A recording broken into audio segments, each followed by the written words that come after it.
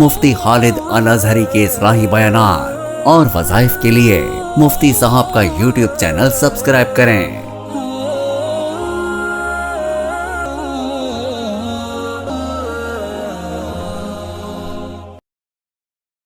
نحمده ونصلي ونسلم على رسوله الكريم اما بعد فاعوذ بالله من الشیطان الرجیم بسم اللہ الرحمن الرحیم۔ معزز ناظرین کرام، السلام علیکم ورحمۃ اللہ وبرکاتہ۔ اللہ تبارک و تعالی نے قرآن مجید کو کتاب ہدایت بنایا ہے۔ قرآن مجید کے چند مضامین ہیں جن میں سے سب سے پہلا مضمون اللہ تبارک و تعالیٰ کی پہچان ہے کہ اللہ کون ہے۔ اللہ تبارک و تعالیٰ کا تعارف ہے کہ اللہ تبارک و تعالیٰ کی ذات کون ہے، اللہ تبارک و تعالیٰ کے قبضہ قدرت میں کیا ہے، اور عبادت کے لائق ایک اللہ ہی ہے۔ اللہ کے سوا کوئی عبادت کے لائق نہیں۔ عبادت صرف اسی ایک اللہ کی ہونی ہے۔ اللہ کے سوا کوئی ایسی ہستی نہیں جو عبادت کے لائق ہو۔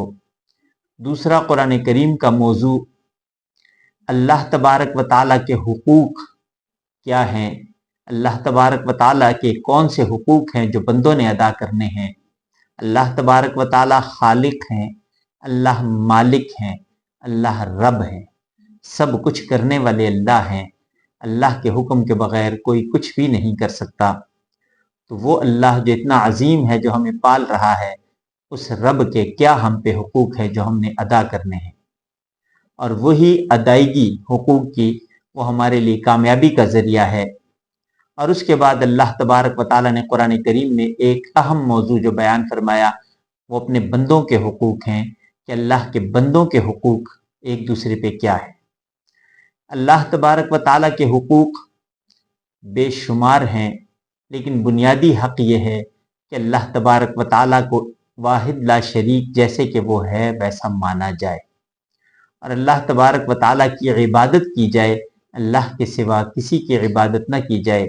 جو اللہ کے حکم ہیں انہیں پورا کیا جائے، اور اللہ کے حبیب صلی اللہ علیہ وسلم کا اتباع کیا جائے۔ اس کے بعد حقوق العباد، اللہ کے بندوں کے حقوق، اللہ کے بندوں کے جو حقوق ہیں، یہاں پہ ایک بات عرض کرتا چلوں کہ اللہ تبارک و تعالیٰ اگر چاہے تو اپنے حقوق کو معاف کر دے۔ قرآن کریم میں اللہ تبارک و تعالیٰ ارشاد فرماتے ہیں ان اللہ لا یغفر ان یشرک بہ ویغفر ما دون ذلک لمن یشاء۔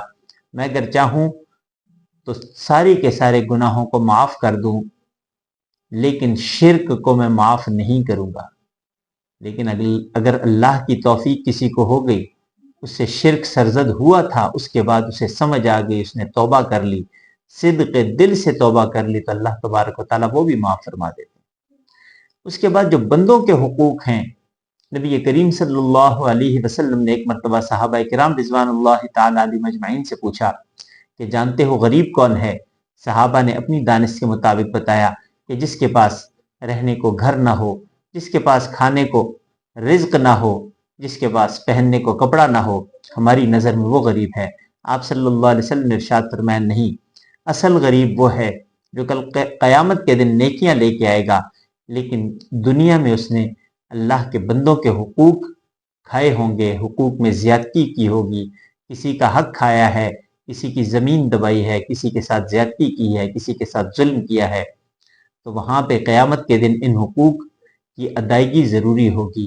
وہاں پہ تو مال و دولت نہیں ہوگا، زمین جائیداد نہیں ہوگی، وہاں پہ یہی نیکیاں کام آئیں گی۔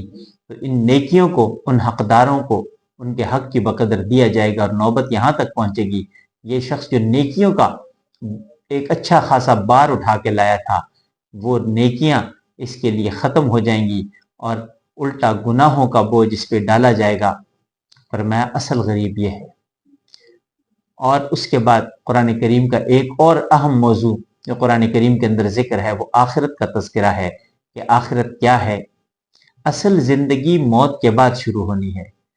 یہ دنیا کی زندگانی، یہ دنیا ایک گزرگاہ ہے جس سے گزر کے آخرت تک جانا ہے، جہاں ابد الآباد والی زندگیاں دنیا کی زندگانی جو عارضی ہے اس میں موت آنی ہے، اور آخرت کی جو ابد الآباد والی زندگی ہے، موت کے بعد والی جو زندگی ہے، اس میں پھر موت نہیں ہے۔